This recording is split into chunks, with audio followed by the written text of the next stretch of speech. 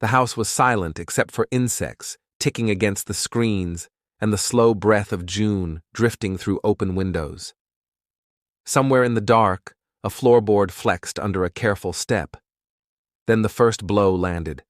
Iron met bone with a dull, heavy strike. One bed, then another. Lena and Ina Stillinger did not wake in time to cry out. Down the hall, small shapes under quilts never saw the figure pass their door. In the front bedroom, the axe rose and fell with such force that it scored the plaster above the headboard. Josiah Moore never sat up. His wife, Sarah, did not get a second to call to her children. 8 lives ended before the town was fully asleep, and the killer moved calmly from room to room as if he owned the silence. Only hours earlier, Sunday had been bright and ordinary. Josiah and Sarah Moore took their 4 children, Herman, Catherine, Boyd, and Paul, to the Presbyterian Church for the annual Children's Day program. The Stillinger sisters had been invited to spend the night after the service. It ended around 9:30 p.m. The 8 of them walked home under a soft sky, the streets of Villisca quiet and familiar. They reached the white frame house near 10 o'clock. Doors were locked, shades pulled, lamps turned down. By every habit of small-town life, the house should have been safe. Whether the killer entered later or hid inside before the family came home remains one of the case's oldest questions. Investigators later found cigarette butts in the attic, the sort of place a stranger could crouch in the heat and wait for a house to go still. What is certain is that the axe came from Josiah's own shed. The murderer started with the adults, striking Josiah and Sarah repeatedly in their bed. He crossed to the children's rooms and killed them as they slept. Then he went downstairs to the guest room, where the Stillinger girls lay beneath a quilt. Injuries suggested that Lena may have stirred or tried to defend herself. Most of the others never woke. On Monday morning, June 10, 1912, the first warning sign was silence. Mary Peckham next door noticed no one was outside doing chores. By 8 a.m., she knocked. No answer. She called Josiah's brother, Ross Moore, who arrived with a key. Ross opened the door and stepped inside. The air was stale, curtains drawn tight although the sun was up. He saw a sheet-draped form in the guest room and backed away at once, telling Mary to summon the marshal. Town Marshal Hank Horton entered soon after with Ross. What they found stopped them cold. Beds were piled with quilts. Faces had been covered. A lamp's chimney lay on the floor, the wick bent down to dim the light. In the kitchen stood a bowl of water clouded pink with blood, as if the killer had washed his hands. An uneaten plate of food waited on the table. A slab of bacon had been set aside. The axe leaned against a wall. Mirrors and windows had been covered with clothing. It was eerie not only for the violence, but for the order. The deliberate darkening of the rooms, the way the dead were covered, the unhurried signs of someone moving about the home after the murders were done. News outran the law. Before the sheriff could secure the house, townspeople crossed the threshold and moved from room to room, some in shock, many in morbid disbelief. They touched doorknobs, shifted objects, and smeared any fingerprints that might have remained.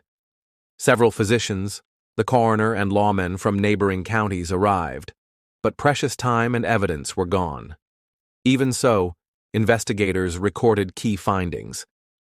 In the main bedroom, ceiling scars matched the upswing of the axe. Bedclothes had been pulled over faces. Doors were still locked. The killer had left the house as he found it, only darker. By nightfall, who could do this had split into 2 tracks, motive and method. On motive, people whispered about Frank Jones, a wealthy businessman and Iowa state senator. Josiah had worked for Jones and then left to start a rival implement dealership, taking major accounts with him. The bitterness was no secret. Detectives weighed whether Jones could have hired a killer, a rumor that never fully died in Villisca. On method, Detectives noticed the crime echoed other nighttime axe murders across the Midwest in 1911 and 1912. Whole families found in bed, lamps adjusted, windows covered, houses near rail lines. It suggested a stranger who rode the trains, slipped into quiet homes, and walked out before dawn. If so, Villisca's murderer might have been part of a wider pattern that touched Kansas, Illinois, and Colorado. The theory matched the fear taking hold in farm towns then. A faceless traveler passing through, leaving nothing behind but horror and doubt. One name soon dominated the headlines: Reverend George Kelly, a traveling preacher who had attended the Children's Day program and left town by train the next morning. He sent odd letters to authorities and even to the victims' relatives. He was known for unsettling behavior. Years later, he gave a confession and then took it back. In 1917, he stood trial twice. The first jury could not agree. The second acquitted him. Nothing about Kelly ever satisfied the facts or the town's need for certainty.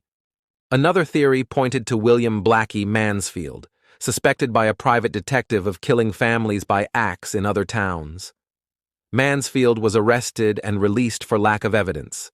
The longer the investigation stretched, the more names collected around it, none of them convincingly proved. Files thickened. The answer refused to come. The aftermath in Villisca was immediate and lasting. People began sleeping with guns at arm's reach. Men sat on porches through the night. Children were walked to school in groups. Doors that had never been locked were bolted. Merchants closed early. The Moore house became a wound on a quiet street, white siding that no one could pass without a shiver. Over time, daily life resumed, but the trust that once allowed neighbors to leave windows open in summer never fully returned. Funerals drew a crowd so large that the streets around the courthouse overflowed. Stores closed. Farm families drove in from miles away to stand by wagons and listen. Ministers spoke of the children by name. 8 coffins were carried past neighbors who had known the family all their lives. The town tried to give shape to grief with hymns and prayer, but the question of who had done it remained loudest of all. Decades passed. Evidence aged. Witnesses died. Theories hardened into arguments that could fill church basements and courthouse steps. Some held to the business feud. Others pointed to the strange preacher. Others believed in the shadow of a rail-riding killer who left a dotted line of deaths across the map. The house itself survived. Visitors walk those narrow halls now, pausing in the rooms where the Moores and the Stillinger girls slept. Guides recite the scene, the covered mirrors, the dimmed lamps, the blood-tinged washwater, the axe leaning close enough to touch.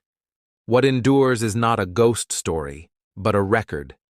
8 people were murdered in a locked house on a warm June night. Their names are known. The time and place are known. The force used, the path taken room to room, and the strange domestic rituals afterward, all are known. What is missing is the identity of the person who wiped off that axe, stepped onto the porch before dawn on June 10, 1912, and disappeared down a street that looked like any other in the American Midwest. Villisca learned, earlier than most towns, that safety can vanish in the span of a single night and never fully return. Thank you for listening to The Lantern's Tale. Subscribe for more true stories, if you dare.